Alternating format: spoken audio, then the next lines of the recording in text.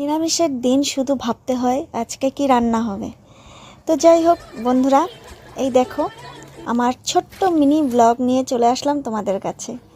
তো আজকে হলো রবিবার, আর রবিবারে সকাল সকাল তোমাদের দাদা ভাই দেখো বাজার করে নিয়ে আসলো।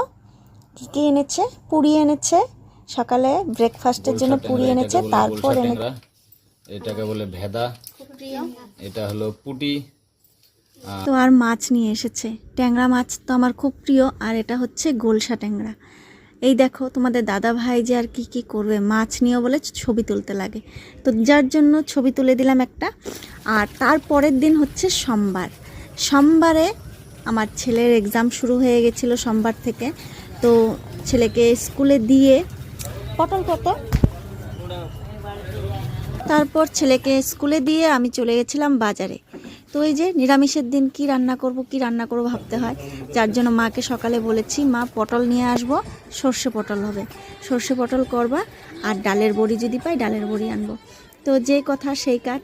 তো আমি সর্ষে পটলের জন্য সর্ষের প্যাকেটও নিয়ে নিয়েছি, পটল নিয়ে নিয়েছি, আর ডালের বড়ি নিয়েছি। তো নিয়ে আবার দোকানে চলে এসেছি একটু দরকারে। তো তোমাদের দাদাভাই কাজ করছে আর গান শুনছে, গান শুনে আমারও খুব ভালো লাগলো, একটু গান শুনলাম, শুনে আবার বাড়ির দিকে রওনা দিলাম। তো আমার এই মিনি ব্লগটা যদি তোমাদের ভালো লেগে থাকে তো অবশ্যই লাইক কমেন্ট সাবস্ক্রাইব করতে কেউ ভুলবে না। টাটা।